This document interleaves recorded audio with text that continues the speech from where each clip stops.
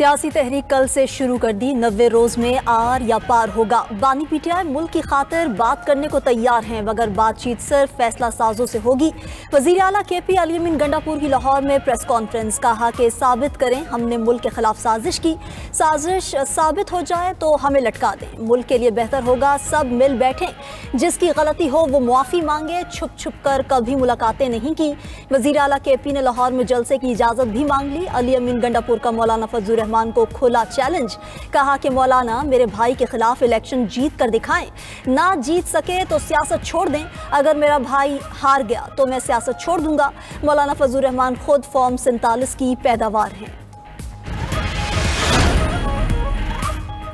तहरीक कहां से और कैसे चलेगी? पीटीआई पंजाब की चीफ ऑर्गेनाइजर आलिया हमजा का ट्वीट, लिखा कि 5 अगस्त के मुकाबले में 90 दिन का प्लान कहां से आया है? अगर आप में से किसी की नज़र से गुजरा हो तो मेरी भी रहनुमाई कर दें। क्या कोई रोशनी डालेगा? बानी की रिहाई के लिए किस लाया अमल का कल या आज ऐलान हुआ?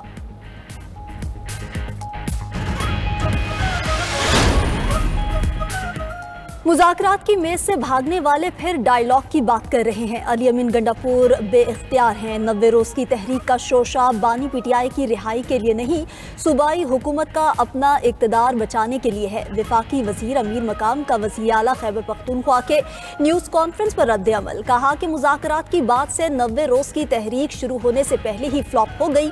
ये कोई तहरीक चलाने की पोजीशन में नहीं। वज़ीर मुमलिकत दाखिला तलाल चौधरी ने कहा कि एस्टेब्लिशमेंट किसी सियासी अमल में नहीं आना चाहती। पीटीआई मुज़ाकरात चाहती है तो स्पीकर की मेज़ पर आए। पीटीआई वाले दिन भड़के मारते हैं, शाम को पिछले दरवाज़ों से मिन्नतें करते हैं।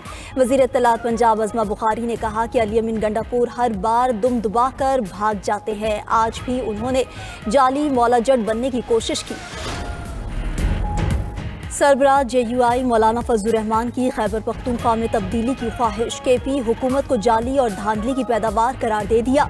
कहा तब्दीली आए तो पीटीआई के अंदर से ही आए। सियासतदान जेल जाता है लेकिन तहरीक सिर्फ रिहाई के लिए नहीं होती, तहरीकें अजीम मकासद के लिए होती हैं। फजल रहमान को फॉर्म 47 की पैदावार कहने पर JUI का रद्द अमल। हाफिज हमदुल्ला ने कहा कि अली अमीन गंडापुर बताएं किसके NOC पर वजीर आला बने। अली अमीन गंडापुर खुद 3 में है और ना ही 13 में है। पूरा सूबा जल रहा है, अवाम अमन के लिए तरस रहे हैं और वजीर आला लाओ लश्कर समेत पंजाब फतह करने निकले हैं। 8 फरवरी को अली अमीन को वोट नहीं नोट के जरिए जितवाया गया। हमारे सियासी मुखालिफिन मकाफाते अमल का शिकार हैं। जिन लोगों ने मुल्क को तबाही की तरफ धकेला, आज उनका कोई नाम नहीं ले रहा। स्पीकर कौमी असम्बली अयाज सादिक की लाहौर में मीडिया से गुफ्तगू, कहा कि 2017 से 2023 तक मुल्क आगे जाने के बजाय पीछे गया। साबिक चीफ जस्टिस खुद को नाकाबिले एहतसाब समझता था, आज कोई उनका तस्करा तक नहीं करता। नवाज शरीफ की हुकूमत साजिश के तहत ख़त्म की गई। 2018 में बेगम कुलसूम नवाज के खिलाफ नाजेबा जुबान इस्तेमाल की गई। हमारी क़यादत को मजाक का निशाना बनाया गया, लेकिन आज वही अनासिर मकाफाते अमल का शिकार है।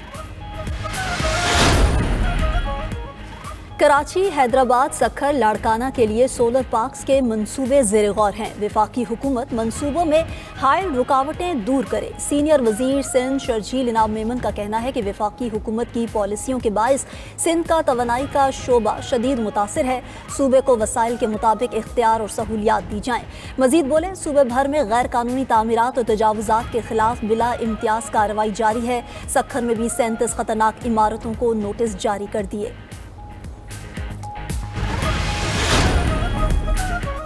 मुल्क भर में आज से मानसून के नए सिलसिले की एंट्री। 17 जुलाई तक मजीद तूफ़ानी बारिशों की पेशगोई। पंजाब, सिंध, बलूचिस्तान, KP, कश्मीर और गिलगित बल्तिस्तान में मूसलाधार बारिशें होंगी। इस्लामाबाद, लाहौर, सियालकोट, फैसलाबाद, नौशहरा, पेशावर के नशेबी इलाके ज़ेर-आब आने का अंदेशा।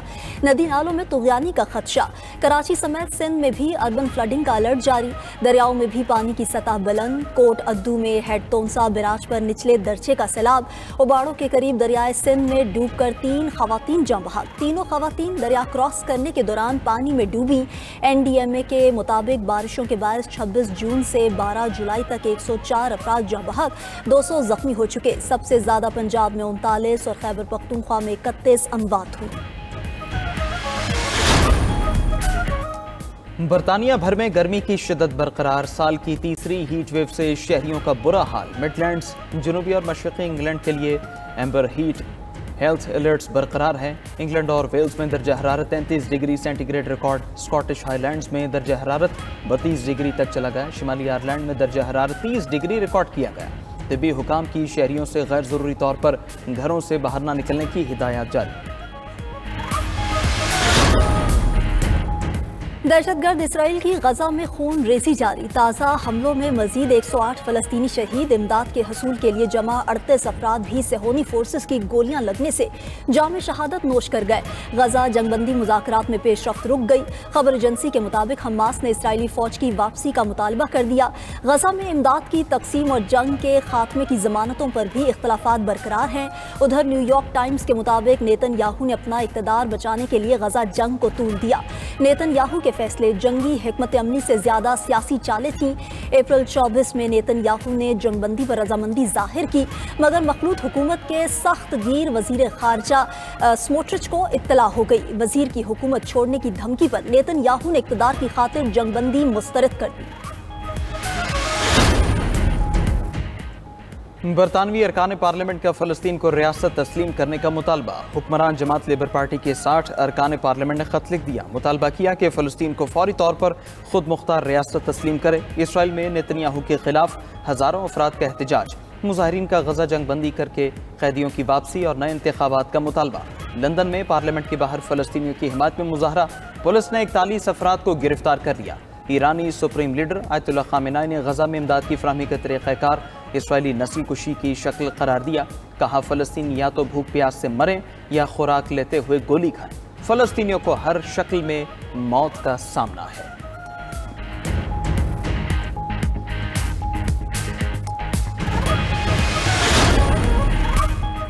शुमाली कोरिया के रहनुमा किम जोंग इन का यूक्रेन तनाज़े पर रूस की गैर मशरूत हिमायत का ऐलान। वोनसान में रूसी वज़ीर ख़ारजा सरगई लारोफ की कम जोंग से मुलाकात।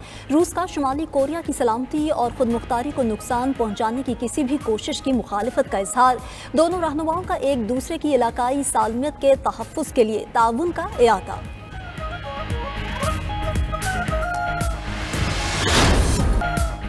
डेनमार्क का शहर कोपेनहेगन एक बार फिर दुनिया का सबसे बेहतर काबिल रिहाइश शहर करार। बरतानवी मीडिया सर्वे ने बेहतरीन काबिल रिहाइश शहरों की आलमी दर्जाबंदी जारी कर दी। ऑस्ट्रिया का शहर वियना दूसरे, स्विस शहर ज्यूरिख तीसरे और ऑस्ट्रेलियाई शहर मेलबर्न चौथे नंबर पर रहा। खलीजी ममालिक की दर्जाबंदी में बेहतरी। दुबई 67वें, अबू धाबी 69वें और रियाद 89वें नंबर पर आ गया।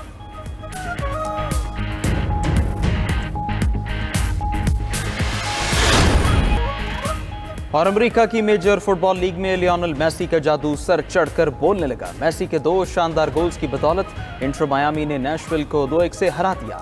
मेसी ने फ्री किक पर पहला शानदार गोल किया। गोलकीपर की गलती का फायदा उठाते हुए दूसरा गोल भी दाग दिया।